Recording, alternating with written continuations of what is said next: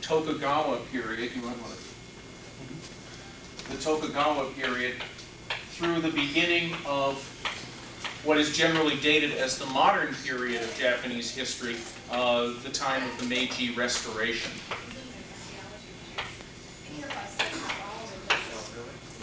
And without further introduction.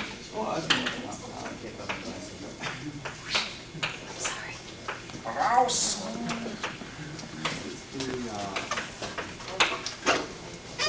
Thank you. My name is Katsuhiro Sugiri. I'm a graduate student of assistant program engineering at the Philadelphia University. It's my great pleasure to have an opportunity to talk about part of my country's history. I'm going to talk about the Japanese modernization experience under the semi-colonial setting.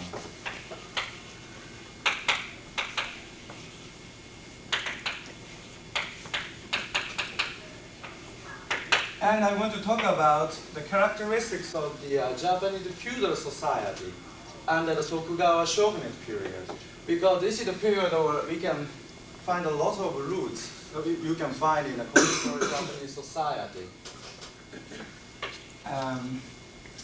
Although Japan was not fully colonized during the 19th century, on the contrary, Japan is rather remembered one of the aggressive imperialist nations which colonized the neighboring country toward the end of the 19th century and beginning of the 20th century. However, when we look back to the middle of the 19th century, Japan was still a feudal nation dominated by the shogun and theoretically the military class called samurai, which was quite vulnerable to the encroachment of the West. In the middle of the 19th century, Tokugawa government was still pursuing a sort of isolationist policy called national seclusion policy, isolating Japan from the rest of the world over 200 years. During that time, there was no war, no civil war, no uprising whatsoever, what we call Taihei period. Japanese didn't experience any battle over 200 years.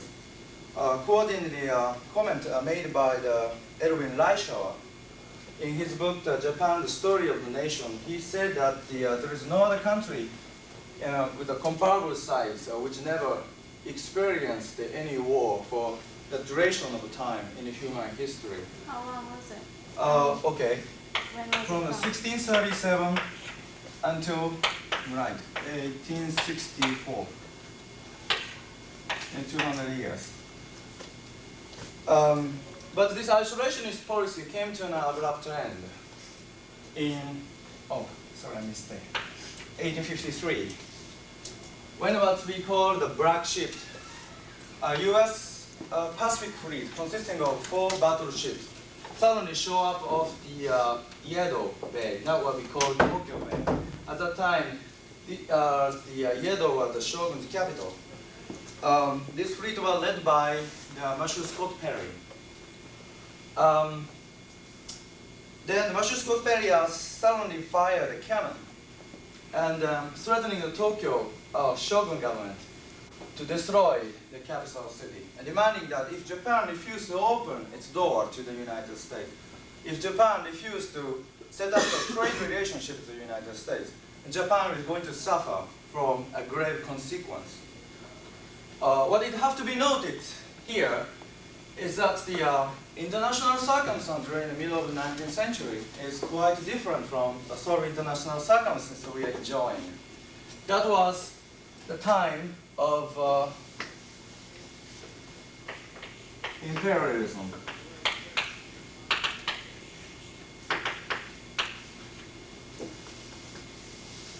That was the time when the white man argued that it was white man's duty to civilize the rest of the world.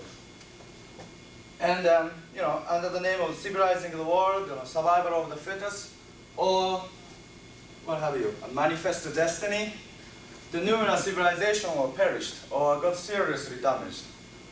the problem for the Japanese at that time is that the Japanese civilization did not share its origin with the Western European civilization.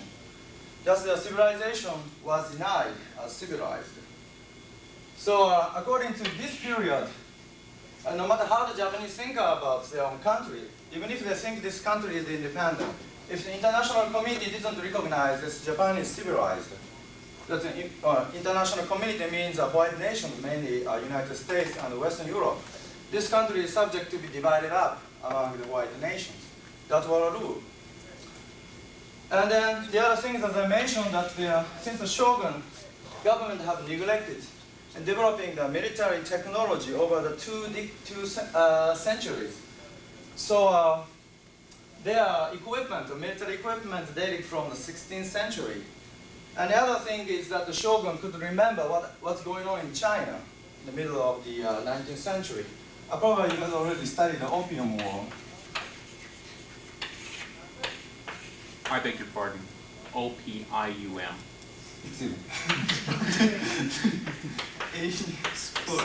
Okay.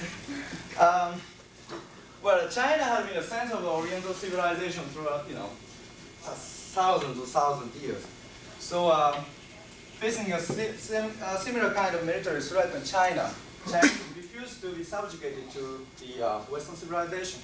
So they fought against the British in this case with whatever they had, and miserably defeated, because they fought a charge against the British with a bow and arrow with those antique guns.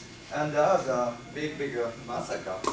And since also Japan closed its nation, but Japan still opened its one port, it's called Nagasaki, to the Dutch and the Chinese.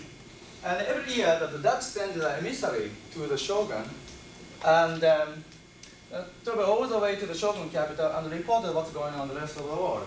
And in 1842, the Dutch king sent a personal letter to the shogun that it's about time for Japan to considering opening the country, otherwise you guys are going to be might be colonized. And he informed what's going on in Africa, what's going on in the South Asia, what's going on in the Oriental countries. At that time, the Japan was, considered to be the one of the last piece of cake in the whole world. So anyway, the shogun government, that's why, they didn't see any possibility of survival in the events of the military conflict with this mighty U.S. Pacific Fleet. And the following year, Perry came back, this time with 7 black ships. And he demanded again that shogun, you're going to open your country or suffer from the grave consequence. So then, shogun government capitulated. That's 1854. Japan forced to open its door to the United States, and thus putting an end to this isolationist era. Now the problem is that the U.S. did not recognize the Japanese legal system and custom language, everything as a civilized.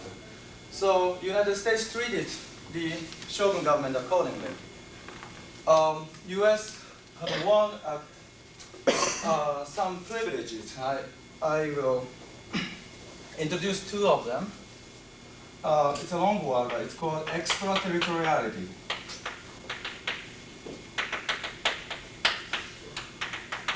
We did talk just very briefly about extraterritoriality with respect to China.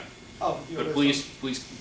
Okay, remind me. Extraterritoriality is a right, in this case, the American citizen, to be judged by their own country under their own national law. What it means that whatever the crimes they commit on the Japanese soil, Japanese official couldn't do anything. There was some incident in like 1864. The Satsuma domain was there. This regional road was taking a trip to the shogun castle, and this British man kind of stopped this procession. And one of his followers asked the British to put aside, but the British said, "Hey, no, I'm a British. What are you talking about?" So this diehard samurai punished him. So as soon as this report was an incident was reported to the British Council, they ordered the British naval Pacific Fleet And then they attacked the capital city of Kagoshima and destroyed the entire city. And then the British said that this is a civilization you have to learn. You have to learn our, other kind of thing. So if you look at Japan during the 1860s, that was the time of the national humiliation. And since the Japanese have never been conquered by any other country throughout the 2,000 years history, and then they have developed kind of, quite proud people, so that they could not accept the fact that they are being treated as a second-rated race. But because of the military technology was so primitive, they felt so helpless. So that is kind of the origin of the militaristic mentality that the Japanese are going to exert during the 20th century, because that was learned from the reality in imperialism. Japan happened to be the other side of the this white civilization and the only surviving nation in the world. And you can find this country the only country in the G7 which does not share the same origin. So you can see, there's some factor here. So that's the mentality they developed during the late 19th century is quite different. So when we look back to history and then think about when the Japanese look back to trade, bilateral relationship with the United States, Japanese always go back to the 1853. They started, something like that, prior to the Second World War, not now. But well, I see many, sometimes someone talking to the students, the American students or Western. The other day, one student come up to me and said, well, this year is going to be the 50th anniversary of the Japanese bombing in Pearl Harbor. You guys are so evil in 1941. What do you think about it? If you wanted me to apologize to him. I said, excuse me, did you know anything about the history? Well, I can't say. Well, the important thing is that we are, living toward the end of the 20th century, and we don't belong to that generation anyway. Well, I think it's not about repeat some kind of mistake. So, I'm really glad to have an opportunity to talk, to kind of introduce the Japanese perspective toward the 19th century and 20th century history, because I've already learned in Japan. The reason why I came to the United States to study the political science, because I would like to learn American perspective toward history. Well, I think that the historical perception gap is very important, very dangerous. I can see last May when I went back to Japan, there are kind of, some people who don't know much about the history that are projecting on the negative side of the American society, and they're saying that in a TV program, they're depicting like activity of the Ku Klux Klan, or Los Angeles police beating the blacks, and then somehow they connected this image with the American slavery and extermination of the Indian, and then they present this is U.S. Constitution, something like that, so that the majority of the Japanese viewers said, "Oh my God! Well, if we are Anglo-Saxon Protestant here, but this is not a country of the opportunity of freedom." That's what they perceive, and then, but that's not correct. I've been living in the United States the last 3 years, and I know that the majority of the Americans refuse to associate themselves with this kind of extremist movement. But how can I know if I didn't come to the United States and live here? The kind of things. That's why I'm interested in learning the historical perspective from the American perspective. Then I somehow would like to figure out how to narrow the historical perception. So, I don't try to kind of idealize, the history. Of course, I'm kind of critical to the Japanese history and Japanese government policy sometimes. But please don't take it very personal, even if I may say something that might sound too radical to you. Yeah. It's really interesting you talk about coming here to get the American perception of politics and the like. It seems there's a big gap in that you can go to any university on this, in this country, almost any university, and you'll find numbers of Japanese students, and yet few of us are in Japan studying. Very few, especially Americans. And there seems to be a real big gap directly resultant of that. Not that we could pass the entrance exams to get into to the university, but... Well, okay, let me continue my study. My discussion, okay? So anyway, Japan opened its door. It's 1854. And I'm just talking about the situation in Japan in the 1860s. Pretty bad shape. Let's kind of shift our attention about 50 years later. Well, from here, for example. 1904. This is a year that Japan fight against Russian Empire. The next year, Japan beat Russia. And then, when you focus Japan here, this country is no longer the feudal nation, a fully modern, industrialized nation. They already eliminated the illiteracy rate by the beginning of 20th century, which the US haven't achieved yet. And economically strong enough to ward off the further encroachment of the West, and strong enough to compete with the other European colonial power over the overseas market, and militarily strong enough to defend its coastline, then strong enough to compete with the other European imperialistic nation over the spoil of Asia. And politically, very stable. And then the question is that how such a rapid transformation was made possible. In this presentation, I'm trying to answer this question. And is there anybody who can answer the question? Please raise a hand and let me know so I don't have to continue my presentation.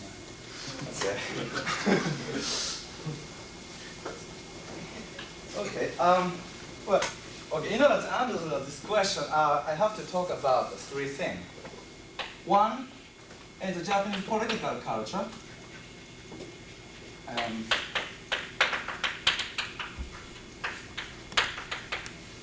The second is most importantly that, I use the abbreviation, I don't know if it's correct, characteristics is supposed to be. Characteristics of the Japanese feudal society. So, under Tokugawa shogunate, okay? The third point is the role of the administrator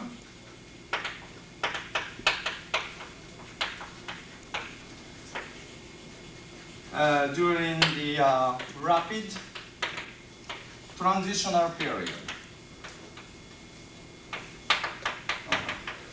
Transitional period, okay. That's what I'm going to talk about in the rest of my presentation.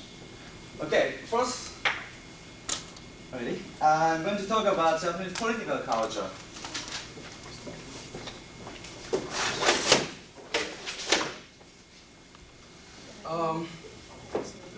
Japan is a very isolated country. Like, for example, it's the David said that the Japanese monarchy is the old surviving monarchy. So I can trace back the authority of the present imperial system back to the middle of the 4th century. And then, since that time,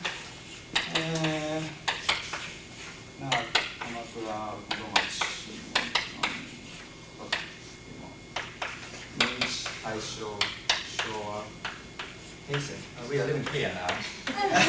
1991 here. Okay, 4th century. Since then, the political power has shifted from the imperial family to the aristocrat.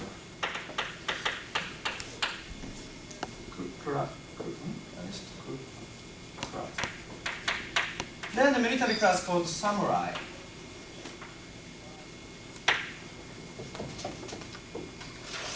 And even a person called here, Hideyoshi, Toyotomi, well, he originated from the peasant class, the late 16th century.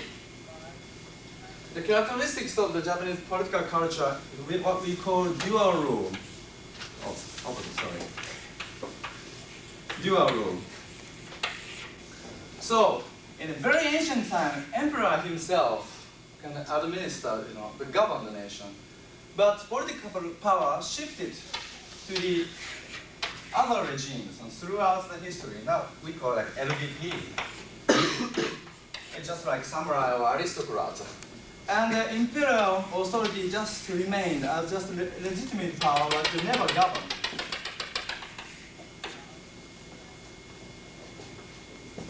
Then, so in this way, the Japanese have developed the native justification of revolution. What I mean is that when the one regime is perceived to be out of date, the new group comes up and using the emperor's name and carry out the revolution. We have all different kind of political ruler, but I cannot find any single person who challenged the imperial authority throughout the history. On the contrary, they try to utilize the imperial authority to justify their own legitimacy. So that nobody tried to be a dictator, and we don't have any dictators throughout the history. That's one of the characteristics. And then the main reason why they could just carry out their own this system is that the fact that Japan was never conquered by any other nation throughout the history. But it doesn't mean that Japan was just isolated culturally and economically from the rest of the world. On the contrary, in ancient China, Japan was vastly influenced by the Chinese civilization. For example, in our language, we use the Chinese character that's come from the China 2,000 years ago, and meaning is still more or less the same. And then, with a much lesser extent, during the 15th century, we have influence from the European civilization, mainly Portuguese and the Spanish.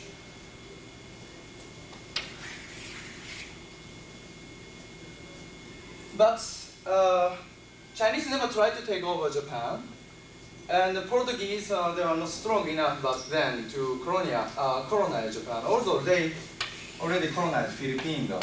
In 1971, they established Manila. That's one of the contributing factors why Japan closed its nation to defend.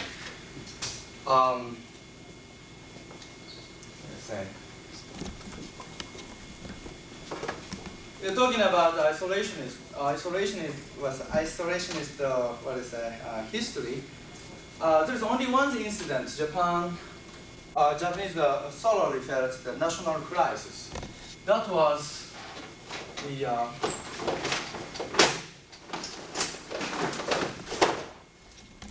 wrong one. Oh. Actually, just pull it straight down. Asia's the top map. Okay. That was a Mongol invasion. During the 13th century, grandson of the Genghis Khan, called Kubilai, he is one of the few foreigners who tried to take over Japan. He carried out military expedition against the Japanese in 1274 and 1281.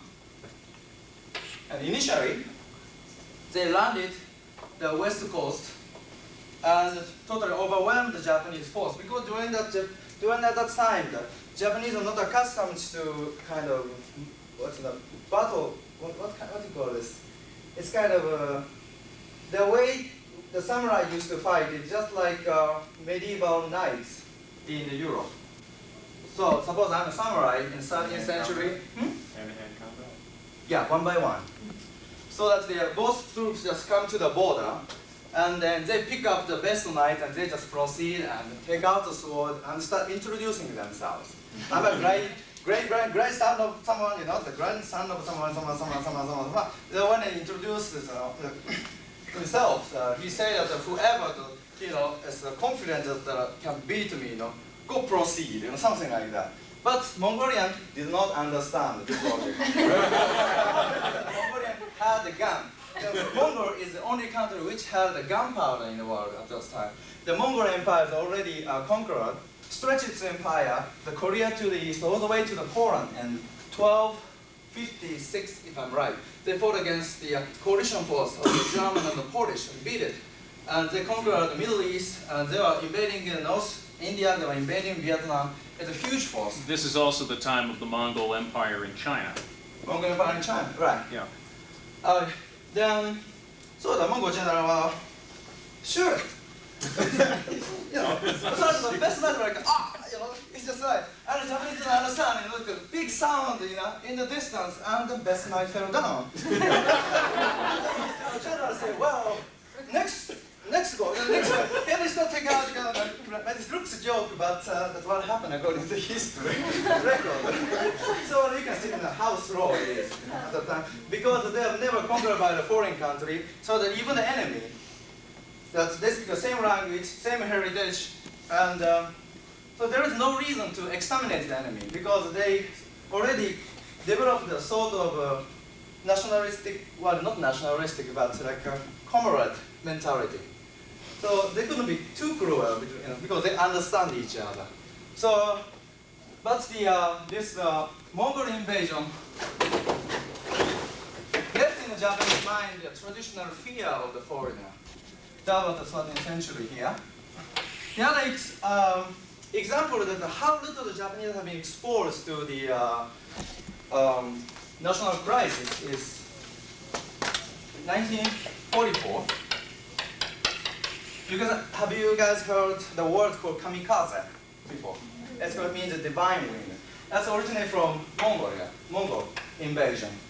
Because the Mongol was, with the spirit tactics and firepower, totally overwhelmed the Japanese. But both expeditions ended up in the miserable failure because suddenly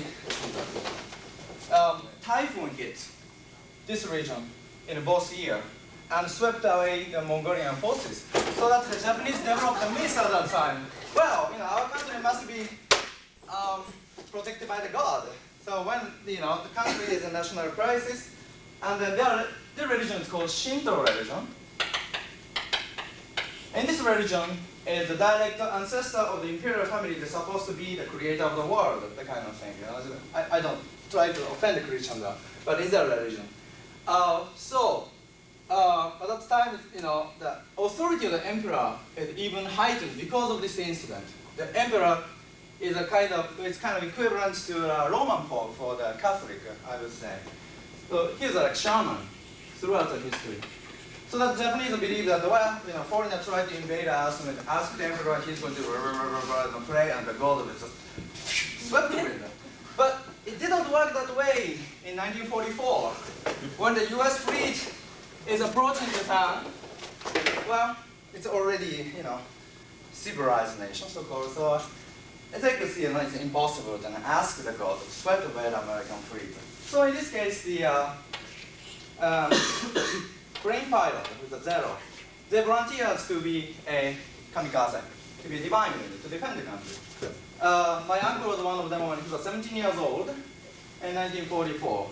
And then he left his, what is it?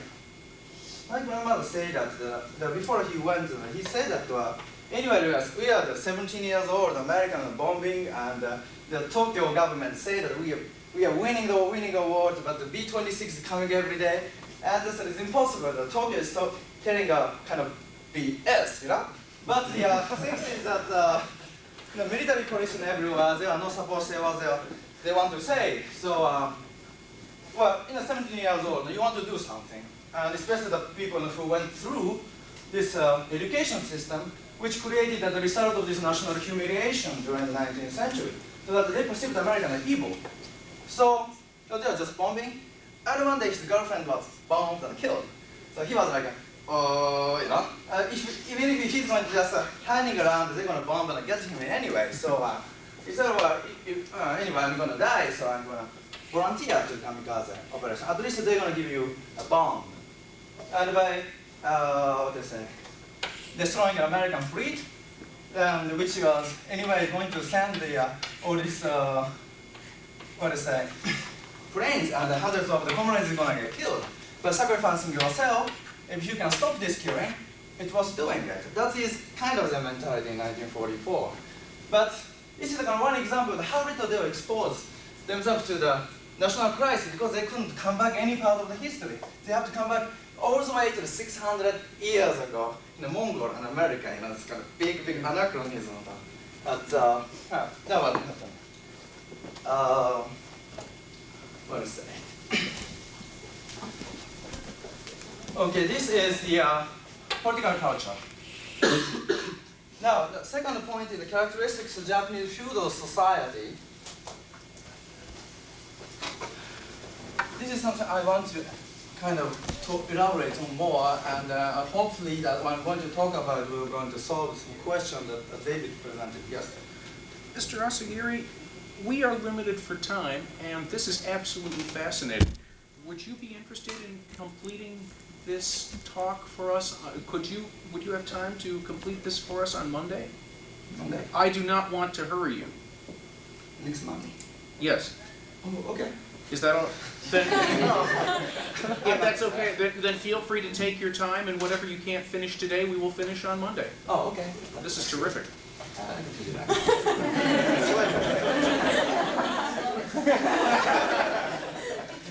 Okay, so now with extra time, I'm going to cover the second point, characteristics of Japanese feudal society and the Tokugawa shogunate. By the way, when we look back to history, we classify the period like ancient. I'm not sure the spelling, but ancient. Yeah. Right? And medieval, that's that one. I have a Portuguese. Right. Proceed. And pre-modern and modern. Then, when a historian tries to examine a certain period of history, the historian tends to apply the criteria so that he can classify this period in one of these ages. But however, this criteria is based on the historical experience in a certain geographical area. And if the historian tries to apply such criteria to a civilization which does not share its origin with the civilization these criteria originate from, so that the historical assessment that he come up with tends to be rather misleading. Since the wake of the industrialization in England during the 18th century, as I already said that,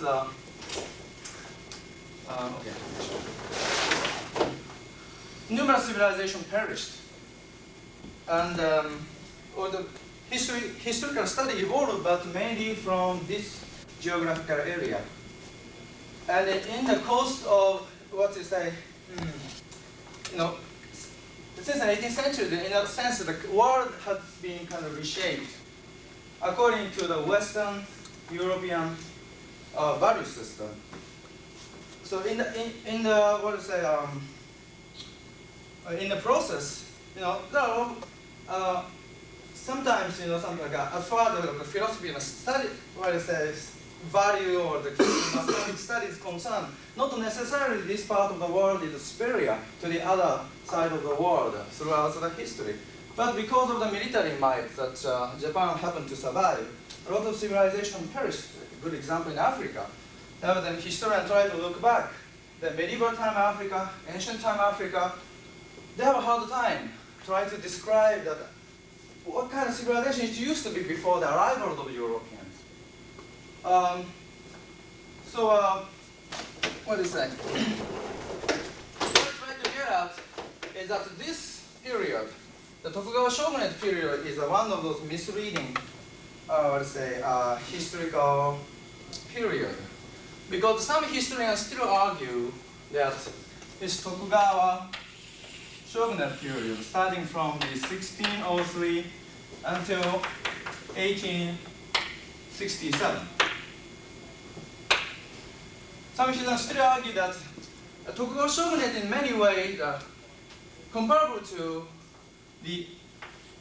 in European history,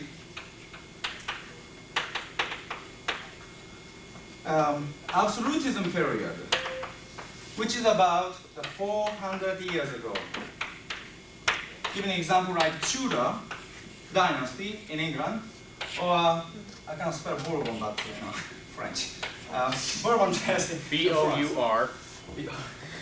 B-O-U-R. B-O-N. B-O-N, okay, thank you. Bourbon dynasty in European history. Then I was curious when I read this historical account, what kind of criteria they applied. They applied three criteria. Excuse me, Mr. Yes. Your being the Tokugawa period was very much like the period of Western absolutism, and the Tudor period is in fact the author of your textbook, Mr. Reischauer. Reischauer, yeah. So, Mr. Asagiri is being nice enough to correct Mr. Reischauer's error here. Okay. He's the most prominent Japanologist, but he sometimes makes some mistakes. Okay, the first criteria that Mr. Reischauer applied was he said that the majority of the population as a peasant, immovable. Of course, the education level is quite low. Now, if you study the Tudor period, it's not hard to imagine.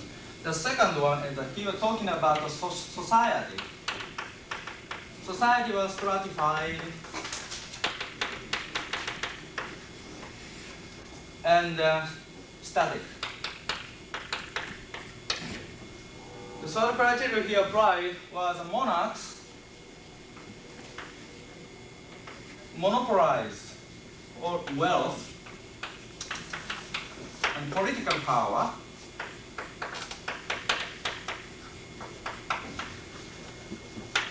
and authority.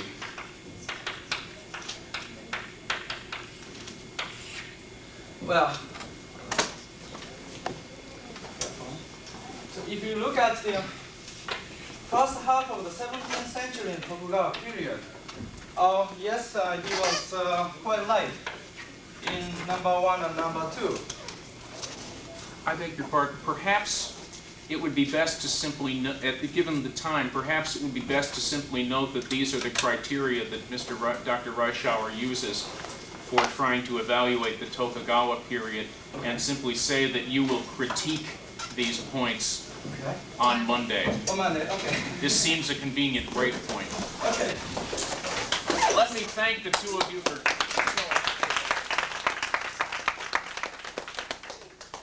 It's happy hour time. Noting their individual. He's gonna slash the tires on your car tonight. It's beautiful.